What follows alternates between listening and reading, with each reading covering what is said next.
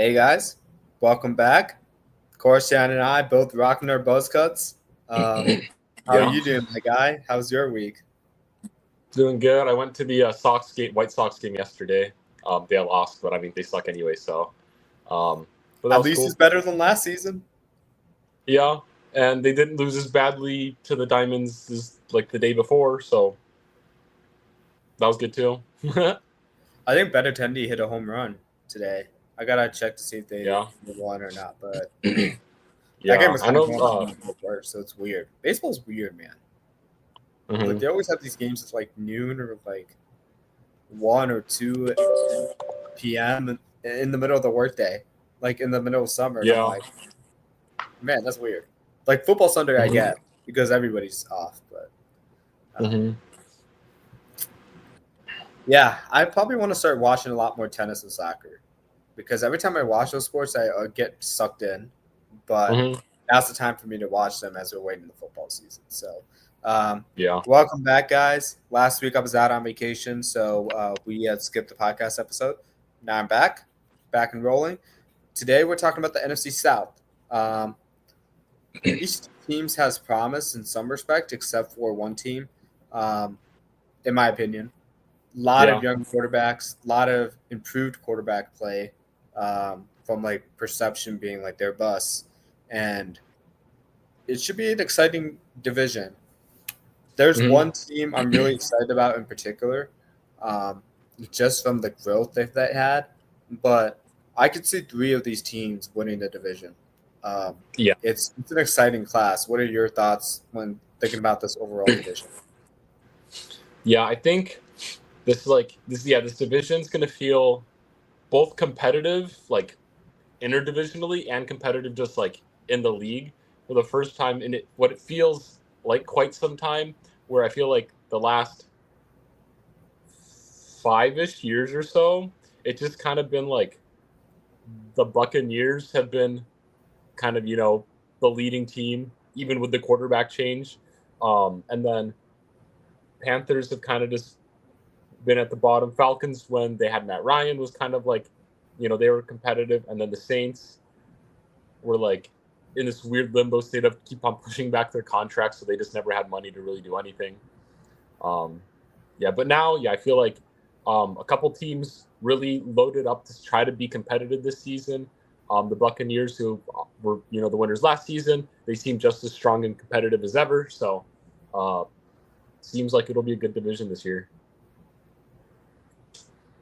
Yeah, I mean, starting with the Buccaneers, we're looking into them in this season. If you look at the beginning of their schedule, it is crazy difficult. Starting out like on the road with like a emerging Atlanta Falcons team, and then they don't have their first home game until late September against the Jets.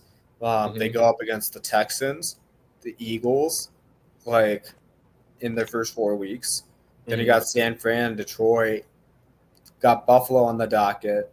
But then you look at the last like 5, 6, 7 games, and it's like these are teams that the Buccaneers are relatively on par with right now. And you could see Hmm. them make like a late season playoff push and really solidify the division. Hmm. There's a lot of division games. Got Carolina twice and Atlanta, so those are going to matter. Like, sorry, no, Hmm. New Orleans. Five of their yeah, 5 of their last 6, 4 of their last 5 games are division games. So Hmm. that's going to be hugely critical in defining their season. But this has always been a team that's fun to watch. We're getting a lot of healthy players back. They're Hmm. adding a lot to their receiving room. Um, Lost a couple key guys on defense, but not major guys where I'm like concerned. Like, where's this team going to go? I'm very curious to see what happens to the offense after Liam Cohen moved on from them. Hmm. But what are some of your thoughts when looking at the schedule and the shape of their roster? Yeah, I was looking at their schedule too. And yeah, it seems tough, but it's like I don't know. I mean, based off how they played last season, obviously coaching changes kind of may make things weird for them, But like last season, I think they had a lot of games similar in like the fact that we'd be like, oh, it's a tough game for them. Like obviously looking at like Detroit on their schedule, Philadelphia, those seem like unlikely wins for them. But like we look at last season against similar caliber teams, they were pretty competitive till the end. And so, like, sure, it's a tough schedule, but I'm not like ruling them out to like just count those as like, oh, they'll probably lose those. Where it's like, I see they have like towards the back half of the schedule, it seems like you said, they'll have a strong playoff push then. But I wouldn't be surprised to see them get into week 8 out of like a solid like 4-4, which isn't by any means a bad record, where it's like you're right there in the division. 4-4 isn't, you're not anywhere close to being ruled out of the playoff chase yet, and like again, a strong push late in the season just solidifies kind of just how they might just perform going into playoff seeding. I see them winning like 9-11 games. Like I see that as like kind of like where they're going to be at, because I think they're going to split most of their division games except with the Saints. I think they're definitely a tier above the Saints. But like Houston, Philadelphia, Detroit are like teams that I see above them right now. But they could win any number of those games, in the Buffalo too. Mm-hmm. So you take that into account with the split, and then like 4 games minimum, I'm seeing them lose 6. That puts them at 11-6. But then they could also lose a couple games that they should. Like, I don't think they'll lose the Rams, but we just got off the Rams like literally 2 weekends ago, talking about how they're ready for a Super Bowl run, and they might be significantly better than the Bucs are at that point in the season. So they could end up losing that one. So that's kind of my reason for the record right now. Yeah, I pulled up their schedule from last season. Obviously, I don't remember all the nuance behind each of the weeks, but like they did end up beating both the Eagles and the Lions last season. I think going into last season, we probably write those off as, oh, those will be games the Buccaneers are losing if we're doing a full record prediction. And so it's like, yeah, but then you also like they did lose to the Falcons last year, 36-30. They did beat the Commanders by quite a bit. They lost to the Jaguars 20-7. So like you said, they'll lose a couple games they probably shouldn't be, but they're one of those teams that are competitive enough that I can't really definitely say that, oh, this is how this, the front half of their schedule ends up, because it could be they could be anybody. They could start off hot and be like 6-2 going into week 8. And was that likely? I don't know, but they're the type of team that I'm not surprised to see that happen. Yeah.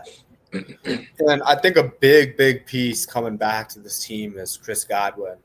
How do I know that? Because I had him and Ayuk on the same lineup in my fantasy team, and they both went down at the same time with season-ending injuries. So that's how I know. And this guy is like, he could have gone anywhere in the league. Like, there were teams like the Steelers, the Pats, like clamoring for him. But he always wanted to be in Tampa. And that speaks volume, because you look at the additions they make with Jalen McMillan last year, then Emeka Buka, talented receiver out of Ohio State, Tez Johnson, talented receiver out of Oregon, Trey Palmer having flashes as well. Like, they got a nice receiving room now that's really, really deep. And despite that, Chris Godwin wanted to stay, and I think that speaks volumes, especially with like Mr. Consistent himself on the opposite side of it, and like how they treat each other like brothers and not necessarily worried about their numbers. Like Chris Godwin in particular was talking about how like in his first season as starter, he had 19 more catches than Evans and 176 more receiving yards. And Mike Evans at the time he was a 3-time Pro Bowler, and he had 5 straight 1,000-yard seasons. Like, that's the kind of culture where, like, you would think Mike Evans would be turned off by that, where he's like, I'm the number one option. But he just wants the best for, like, the whole team and his brothers. And that's kind of the bond you see with this. And then when you have a guy like Baker Mayfield, who's become a great leader, learning his lessons from the Browns, taking his experiences from there and the Rams to bring the Bucs. I think this offense can light it up with anybody, especially with Bucky Irving in the second season. Yeah. And I also think like a part of like the veteran, I guess, core, like sticking together so well. I almost want to call it like a Tom Brady effect of like, like the culture Tom Brady, obviously it was a while ago, but like the culture that he brought to the Buccaneers of like, hey, sacrificing personal like accolades or whatnot in order to, go for those championships, going for, deep playoff runs. And we see that where, like you said, like Chris Evans or Chris Godwin and Mike Evans, being buddy, and I feel like a lot of players are willing to take those kind of like hometown discounts to try to like stick around with the team. And then obviously Baker Mayfield is a phenomenal leader. I think he just seems like a really likable guy. That's easy to root for. And so I think it's really easy for the team as well to kind of root for Baker Mayfield as their quarterback and captain, and they kind of try to stay together to try to make deep runs, especially like just with the overall success you've had the past couple seasons as well. Like it's pretty easy to want to stay on the Buccaneers, I think, especially because you're in Florida and stuff. But yeah. And then correction, just for accuracy purposes, Godwin tore his ACL in 2021. I was incorrect in saying that. He fractured his fibula, he tore his deltoid, and he had a high ankle sprain. Mm-hmm. All from that game against the Ravens. And they were down by 10 against the Ravens in that time. And that kind of showed, like,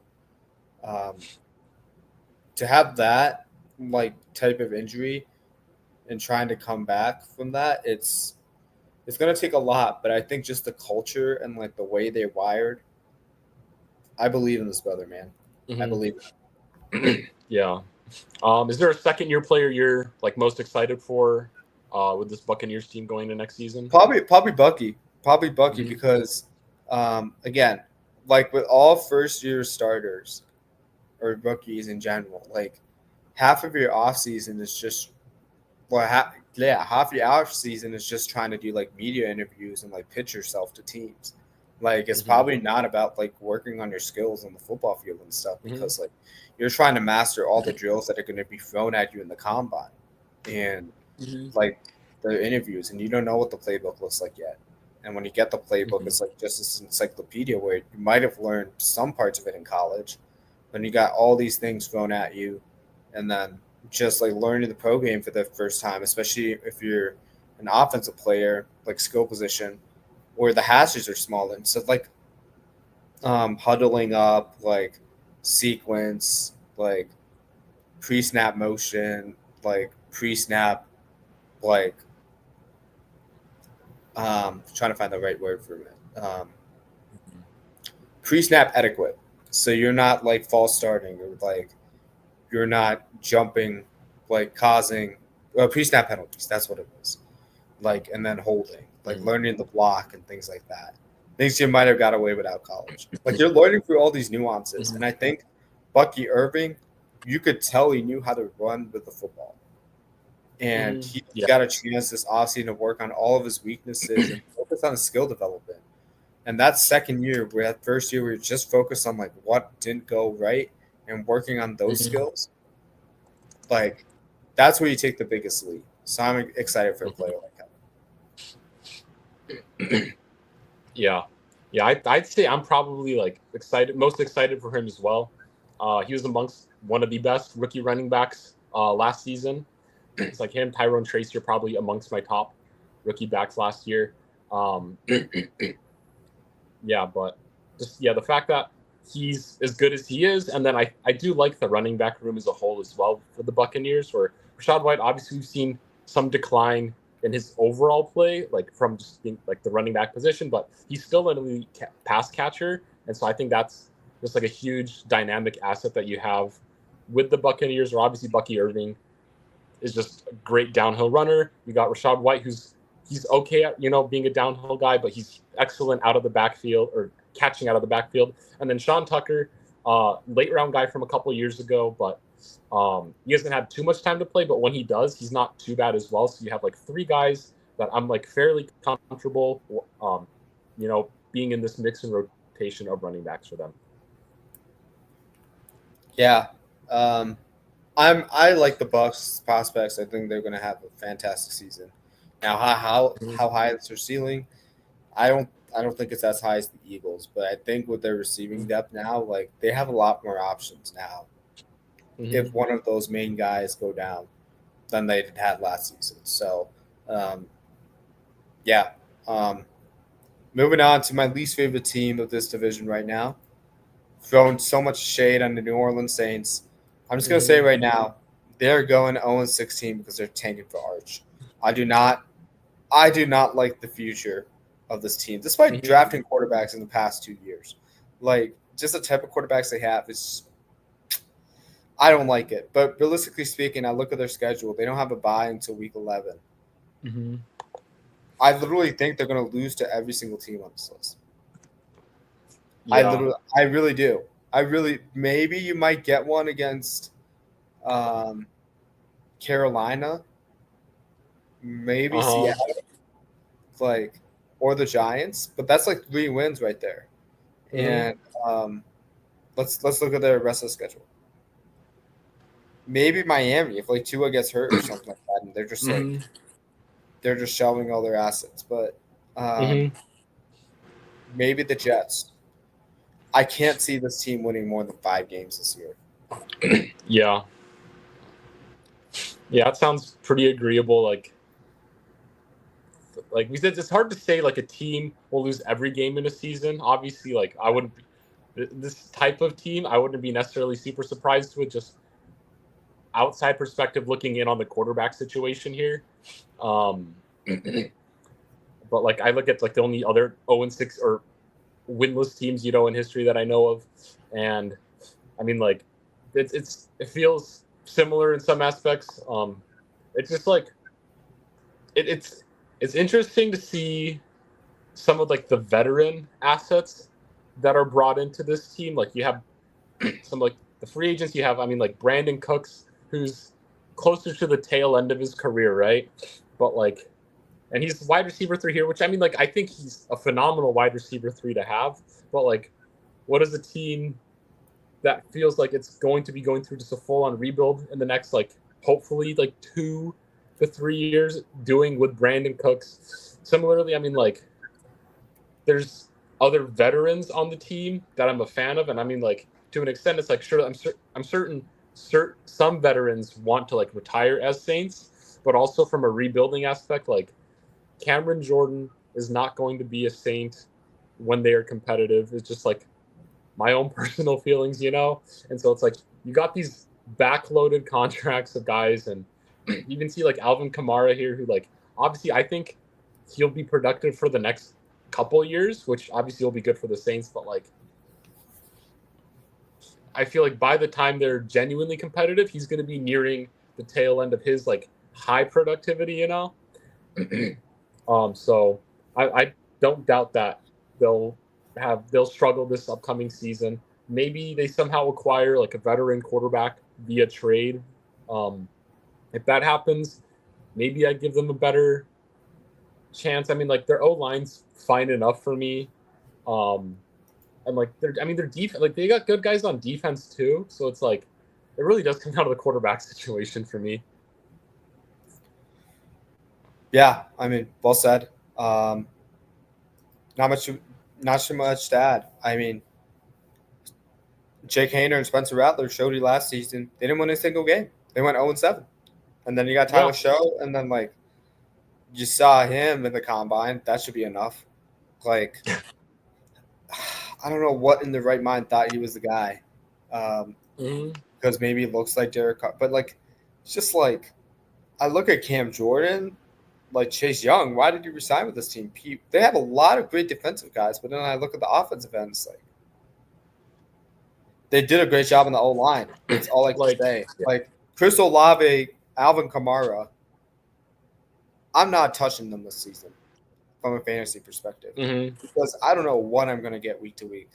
Like they're talented enough players where you're going to get 100, 150 yards from one of them at one random week. You just don't know which week. But yeah, other than that, I mean, they don't have the quarterback support or the experience to tailor this. So part of me was wondering, like, do you make a move for Jameis Winston just because he's familiar with these, knowing that it's just a crapshoot anyway? And I don't know. It's because you can't trade for Kirk Cousins because he's in your division. Yeah, I'm really lost for words on what they're going to do here. Because Cleveland has like 9 million quarterbacks, and the Saints can't get one good one on their team. Yeah. But yeah, like it's like I really am interested to know like what the Saints' 3-year plan is for moving this team forward. Because I mean, sure, there's an off chance that for whatever reason Tyler Shaw he actually pans out and is a halfway decent quarterback for them. Honestly, if that happens, props to them. They saw something literally nobody else did in him. But from what we've seen both in the combine and just his play in college, it seems like you spend a draft pick here for a guy you're oh, a potential developmental guy, most likely just going to be a really good backup for us once we actually draft our guy next year, is kind of what goes off in my head. Obviously, that can't be the case. You spend a second-round pick on him, so yeah, that was going to be my question. Why spend a second-round pick then? Yeah, and so it's you have to see something in his play to be I'm excited about this. Don't quite know what that is right now. I mean, I hope for his success because obviously there's going to be a lot of eyes on him throughout the season, and there's going to be a lot of pressure for him to perform pretty instantly. I mean, there is a theoretical chance that Spencer Rattler starts the season just because he technically has more experience, but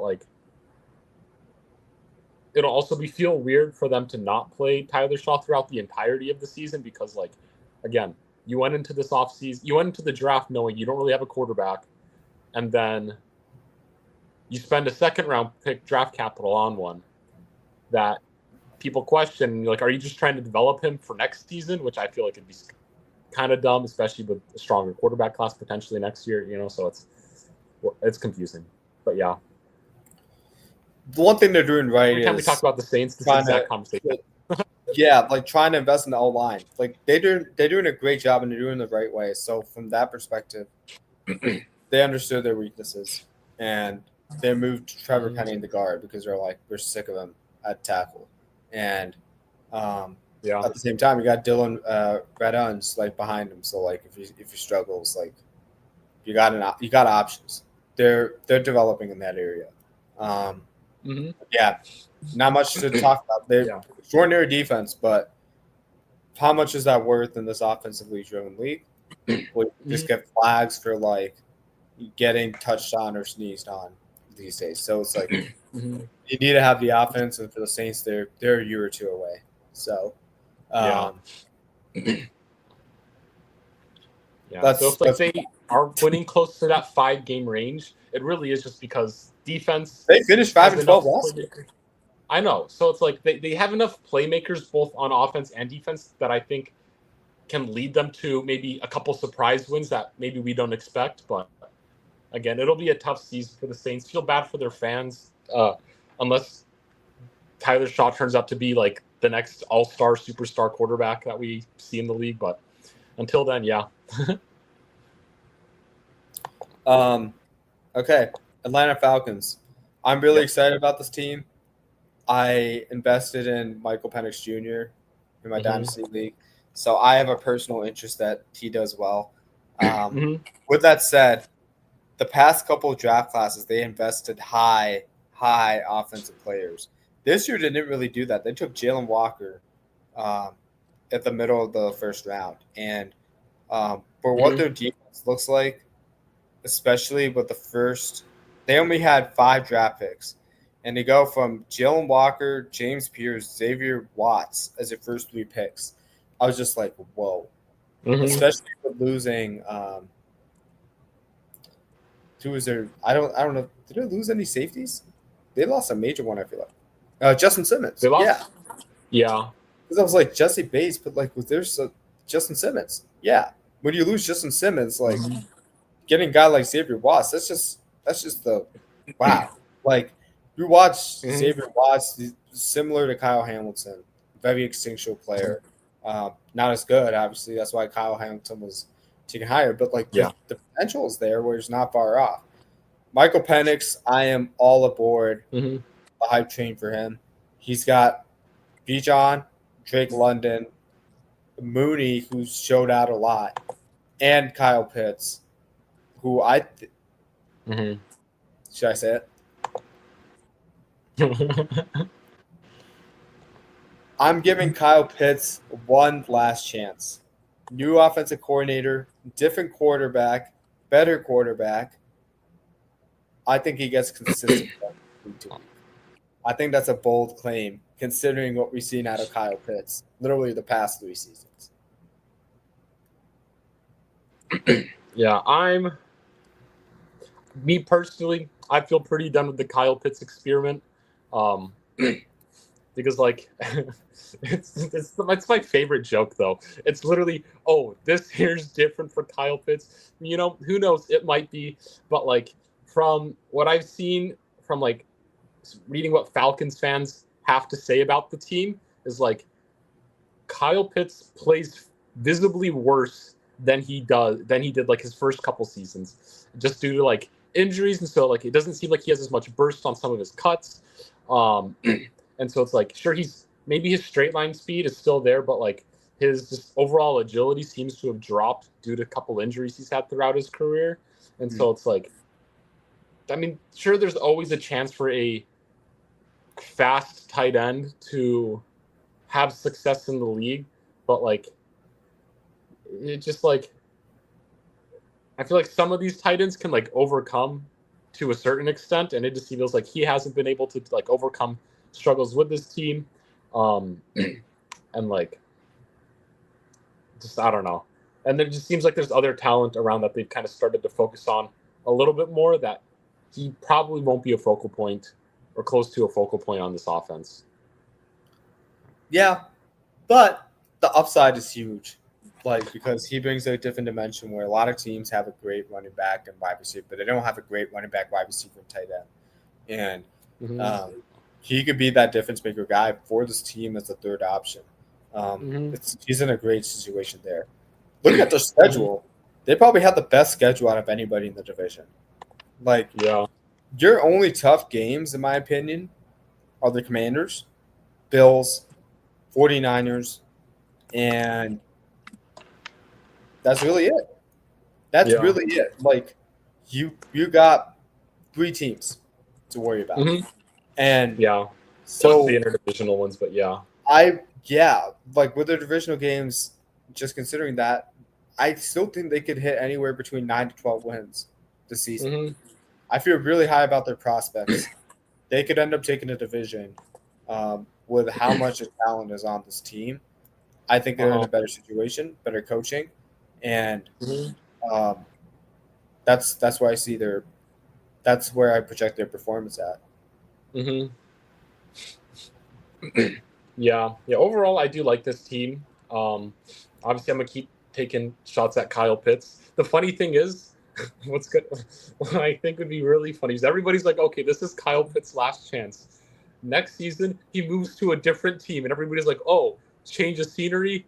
This is Kyle Pitts' last chance. Is exactly what's gonna happen, and it's gonna absolutely like floor me to have to go through all of this all over again, especially because it's going to be to a team that has like a halfway decent quarterback, and everyone's like, oh, like, it's change of scenery, it's what he needs. Look at what happened with Evan Ingram when he went from the Giants to the Jaguars. Change of scenery just kind of opened things up for him, where it's the same thing's good. Kyle Pitts is a similar style tight end, like the more receiver build. It's manifested, and then we're gonna have this entire thing come up next season, and I'm gonna cry laughing because of that happening. But yeah, overall, I do really like this team. Obviously, like, Bijan Robinson is a star that I feel like gets overlooked still. I mean, just I don't know, because I feel like nobody talks about Bijan Robinson as good as he is. Tyler Algier is still a solid running back. I'm a fan of Drake London, Darnell Mooney. Ray McLeod's okay at the number 3. O-line's decent. They did lose Drew Dahlman to the Bears. But I do think they have decent free agency as well, bringing in Morgan Fox and Leonard Floyd. The draft, Jalen Walker I'm a fan of. But yeah, I'm excited to see what Michael Penix does. Because obviously, his jump from rookie year to this season is going to be the big talk, I think, amongst rookie or second-year quarterbacks. Can he do what everybody expects of him? But yeah. Sky's the limit for this team. And just a quick note on the Kyle Pitts thing. That's why he drafted him and Brock Bowers in the same fantasy draft last year. Because then you don't have to worry about it. But, I mean, you could still do that. You could still take Brock Bowers early in the draft if you're crazy. And take Kyle Pitts in round 12 because nobody wants to pick him. I'm just saying, from a fantasy perspective, you should absolutely invest with him. Like, I'm just saying, don't bet on him to produce top 5 fantasy numbers. Like, because of the different size, so the potential is so high, but the floor is a lot lower than people are comfortable with. And I think they realize that. So now they're like, I don't even care about the ceiling anymore. So, at this point, there's a lot. I'd rather have Trey McBride. I'd rather have Brock. I'd rather have like a list of like Sam Laporta, even though Sam Laporta had there's just so many tight ends that are really good. And 5 years ago, you weren't really thinking that because let's play a game. I'm going to read through a list of tight ends, and you're going to tell me. Obviously, it's a little bit off topic, but you're going to tell me. No, go for it, man. I don't care. I'm just going through the list of all tight ends. Kind of, they're already pre-ranked, but Brock Bowers or Kyle Pitts? Bowers. Obviously, Bowers. Trey McBride, Kyle Pitts. McBride. Sam Laporta. Laporta. Or Pitts. TJ Hawkinson or Pitts? Hawkinson. George Kittle or Pitts? Kittle. Tyler Warren or Pitts? Okay, I'm going to go with Pitts here. Pitts there? Okay. Colston Loveland or Pitts? Can't be biased. I'm gonna still say Pitts. So if the Bears offered a trade to send Colston Loveland for Kyle Pitts right now, you'd be like, please do that. Please accept Atlanta. No. There would have to be nuance in the trade. Like, okay, there would have to be some picks added to it because Kyle Pitts is not like his cost is reduced since he started in the league, right? Yeah. He was picked top 10. So it's like if Colston Loveland goes out there and like wrecks it his rookie season, just what Pitts did, like the perception is totally different because Loveland can go higher and higher, more consistent each year. So I don't know if the Bears would do a 1-to-1 trade like that, considering Pitts' declining production. Albeit it's like circumstance dependent. But if I'm saying Kyle Pitts in the third for Loveland, I would take that. I would take that in a heartbeat. Because you know why? Because even if Pitts doesn't work out, you still have Cole Kmet and you still have a top 100 pick. And I think it's total value that I would consider. But I'm just talking about ability-wise as players. Like, Loveland is great. He's elite. But, like, Pitts was special coming out of college. And I still believe he can tap into that. It's just that the pro situation for him has been so bad. Like, starting out, like, year one up to, like, Michael Penix starting, he's not had great quarterback play. He's had Kirk Cousins coming out of Achilles injury, Marcus Mariota, Desmond Ridder, and putting up the numbers he did. So part of me is like, what if we just have consistent, adequate quarterback play? What happens to his – because the tight end is so dependent on the quarterback connection. And you can say that with receivers, but I think with the way quarterbacks need to be nuanced, reading in the middle of the field, you need – like Pitts needs a guy that can be nuanced to read that. And I think Penix is that guy. Whereas with Desmond Ridder, I wouldn't trust him in a heartbeat. Okay. Continuing with the list, Mark Andrews or Kyle Pitts? Andrews. David Njoku or Kyle Pitts? I'm going to say Pitts because of the talent. I mean, like, Njoku's pretty talented, too. I think I'd take Njoku here. I wouldn't blame you because he's had better production lately. Tucker Kraft or Kyle Pitts? I'm going to say Pitts. Dalton Kincaid or Kyle Pitts? Kincaid. Evan Ingram, Kyle Pitts. Ingram. Travis Kelce or Kyle Pitts? Kyle Pitts. I'm just kidding. Travis Kelce, obviously. Even at his age, yeah. Just got a couple more here. Jonnu Smith or Kyle Pitts? I'm going to still say Kyle Pitts. Mm-hmm. Isaiah Likely or Kyle Pitts? I'm going to go Kyle Pitts here, too. Jake Ferguson or Kyle Pitts? Kyle Pitts. Pat Freiermuth or Kyle Pitts? Kyle Pitts. Did I say Dallas Goedert or no? Sorry, I made this. Nope. I'd probably pick Goddard, though. Okay. Yeah, so we have over, but I mean, it makes sense just from what we've seen out of Kyle Pitts. But I mean, that's a crazy list. I went through. Some of the guys that you mentioned are not as talented as him, but I picked them over him because they had the production over a consistent number of years than Kyle Pitts did. So like there's a production and there's a talent variable that's like subjected to me. Obviously, that's why you're asking me. But yeah, it's if I see like 2-3 years of production, even though its player is less talented, then that means like he's just a consummate professional and he's doing the professional things right. Whereas Kyle Pitts hasn't necessarily figured that out in the less ideal circumstances. So that's kind of like my reasoning for ranking guys. Like I could have ranked Njoku ahead of him because of that. Like he's in an ideal situation. He's figured out some things in his career. Like Evan Ingram too. Dalton Kincaid, slightly less talented, but he's put up a better connection with Josh Allen. So yeah. Yeah. But yeah, I was just kind of curious to see kind of your thoughts on David Njoku. Yeah. Or not Njoku. I'm looking at his page right now, but just tight ends overall compared to how you'd rank them versus Kyle Pitts. But because the amount of tight ends we listed better than Kyle Pitts, most of the people would think that as well. They might have differing on like a couple guys, but like he's gonna go late in fantasy drafts. Like you probably already picked up your tight end by then.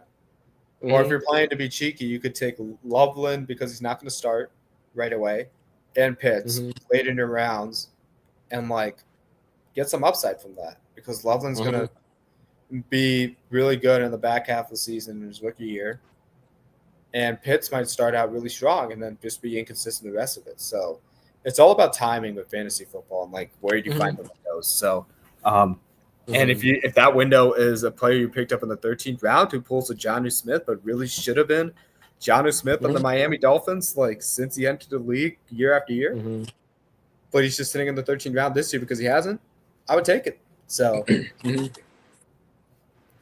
all right, let's get to our last team, another very exciting team, the Carolina Panthers. A long, long time ago in a galaxy far, far away, Bryce Young was considered a bust by many. And the Bears were hailed for getting the coup that they did from the Panthers. It's still a great trade for the Bears, but Bryce Young has been absolutely impressive since being reinserted into the lineup. Panthers have looked so much better. Chuba Hubbard, again, another guy. I wasn't really high on him coming out of the draft. He's been better. They spent a really high pick on a number one receiver with McMillan. They already have Adam Thielen, Xavier Legette in his second year, and then Hunter Renfrow makes his return to the league. A lot of exciting players to be thinking about here. A defense that's going on the come up despite losing key pass rushers. What are you seeing with the Panthers this season? Yeah, I'm really excited to see what they do this year. I'm a big fan of like the free agents that they brought in. The players that they lost, I'm not too, worried about, which I think is good. Obviously, Bryce Young, if he can continue the upward trajectory that he's been on, that's going to be, huge things for the Panthers here. I'm a huge fan that they got Ted McMillan in the draft. He was one of my favorite, amongst everybody, but like he was a fan favorite, I think, of a lot of people just looking in on the draft. And so it's nice that Bryce Young got, a guy that I feel like a lot of people can confidently say is going to be kind of like a pretty solid connection for years, hopefully for years to come. Adam Thielen, solid veteran presence. Xavier Legette, hopefully, he takes a year or two bounce. I do like Jalen Coker. They brought in Hunter Renfrow, which, it's kind of exciting to see after his time out of the league. Yeah, I'm excited. I'm also really excited to see what Jatavian Sanders brings in year two. I know he got hurt last season, and like in his time that he did play, he was solid, and but then he got hurt, and so he was out. But so they have like a lot of fun young pieces here that I'm excited to see how it pans out. And then obviously on defense, they brought in quite a lot of talent. They brought in Trayvon Moore and then Bobby Brown are kind of two of my favorite defensive acquisitions that they got. So it seems like both the Panthers and the Falcons have really loaded up this current off season to try to like make competitive pushes going into this season. Yeah. Yeah, I really like Jatavian Sanders, another second-year player, just having a full offseason to work on himself. I think he can really overtake the first tight end spot taken by Tommy Tremble. Tremble's been a non-factor in that starting tight end spot for a majority of his career, so I wouldn't be surprised if this is his last chance at the starting spot. And I think Sanders overtakes him this season because of his upside and what he can do in year two. Looking at they had a great draft. Like when you think about Nick Gordon and McMillan as the first two picks, and then I wouldn't overlook Jimmy Horn Jr. out of Colorado in case Hunter Renfrow doesn't work out. This guy's a very talented guy. He had to split the field with like Travis Hunter and another receiver I can't think of at the time. Like really, really talented receiving room in that class. But I think he's going to be pretty special in the Panthers' future. I think year two of their head coach, Dave Canales, and then Bryce Young, riding that wave from last season is going to continue. They have a really favorable schedule, first 5 games, in my opinion. 6, really, because Dallas could be revamping as well. Schedule gets a little bit rough for them in the middle of the year, but I could also see the team just like the Atlanta Falcons, hit anywhere between 9 to 12 wins. I think they're ready to make that jump. Yeah, what was the record last season again? I can find that out real quick. Google search. Season record 2024, 2025. 5-12. 5-12. I definitely think they're going to be 2 wins better, if not more. Yeah. Now, how much do they improve is up to like how they fare in the division. But like looking at their schedule, I could see them hit 9 to 12 wins because just like the Falcons, a lot of these teams they're on par with, if not better. Yeah.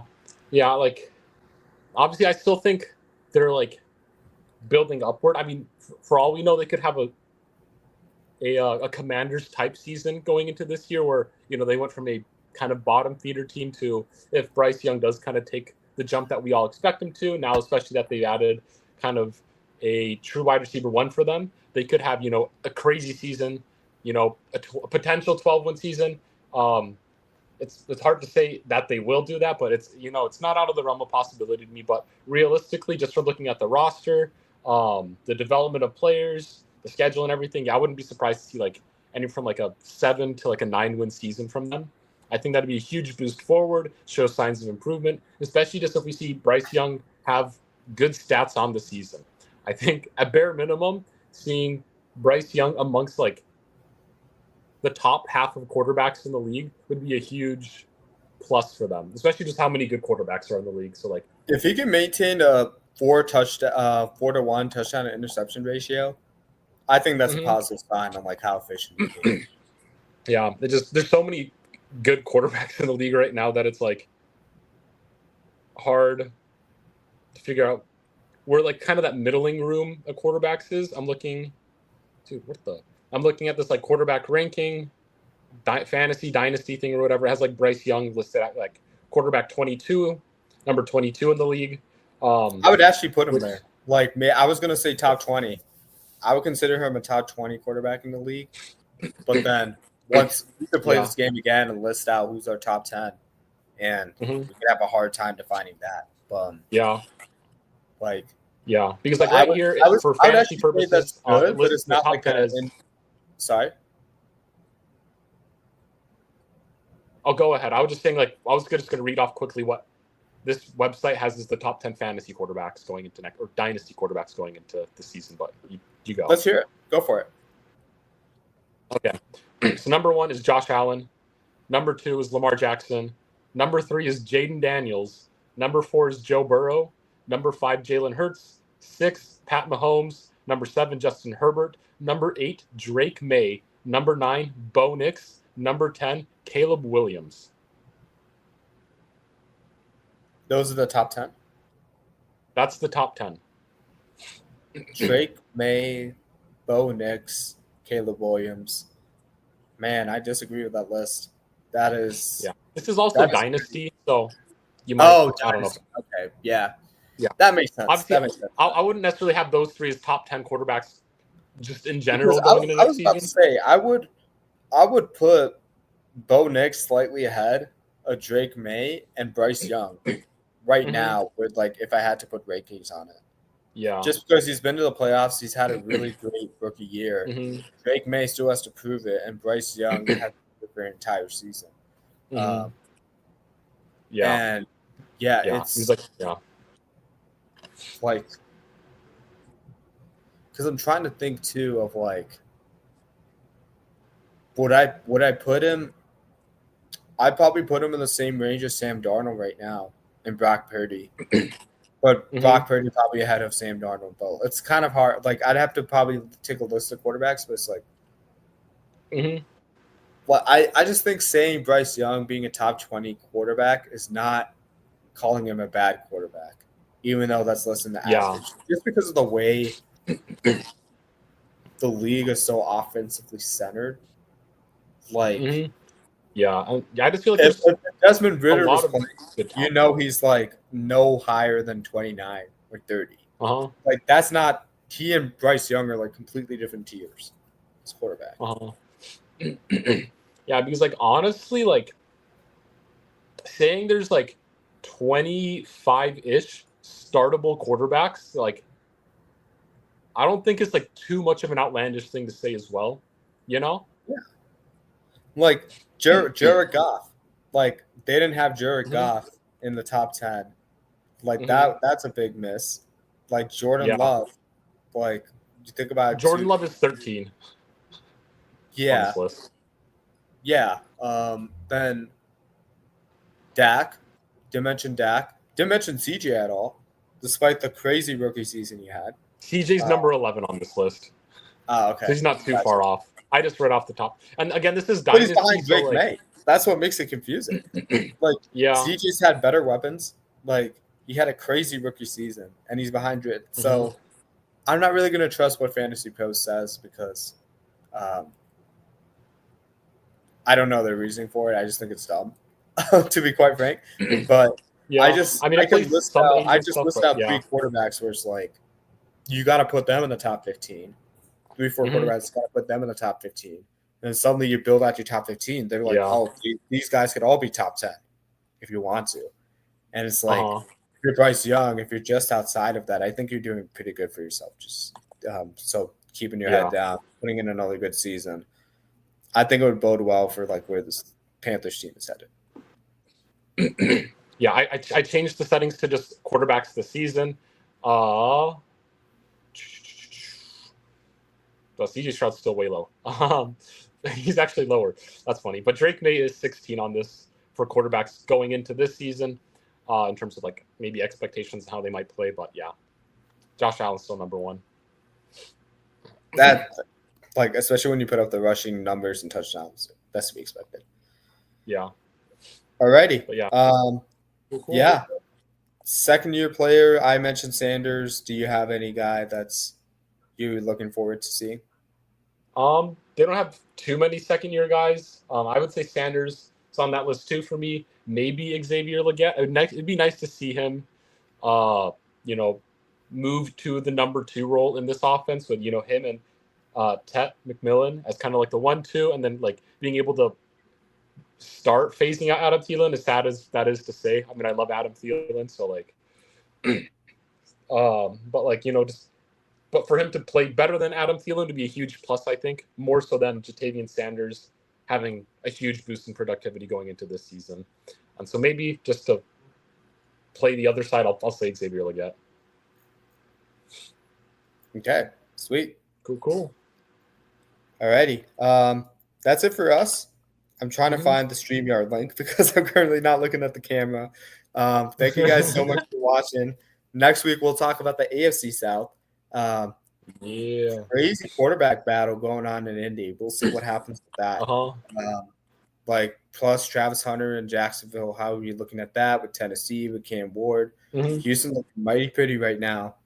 We'll dive into that. But be sure to follow our YouTube page at I'm on a Mission. Instagram handles down below. Corstian pointed to it earlier. Corstian, any parting thoughts? Division winner. Who do you got? Division winner. I'm going to still stick with the Buccaneers. They've been winning. Nothing really too much has changed negatively for this team. And it seems like Falcons and Panthers, they'll be good, competitive, but they're still like growing to be the winners, I guess is what it feels like, Maybe next season I could say Panthers or Falcons, but like this season I'm going to still stick with the Buccaneers. I'm going to say the Falcons are this year's like specialty. And they're going to win the division and like just win the hearts of the fans. And I know I'm saying this as a Bears fan, just super excited about this season. But I honestly think where the Falcons are headed and the types that they just have the greatest offensive talent in this division. And I could totally see them just explode if Penix puts all the pieces together. So I'm going to go out on a limb and say the Falcons. This is not me discrediting the Tampa Bay Buccaneers. I just think what the Falcons have building is like special. And if Tampa Bay gets a wild card spot, not a bad thing at all. I think this is just more about like watch out for the Falcons than like disrespecting Tampa Bay here. All right, cool. See you guys later. Corstian, hit us with the outro, man. Yep. Peace. Woo! All right, we'll see you guys next week.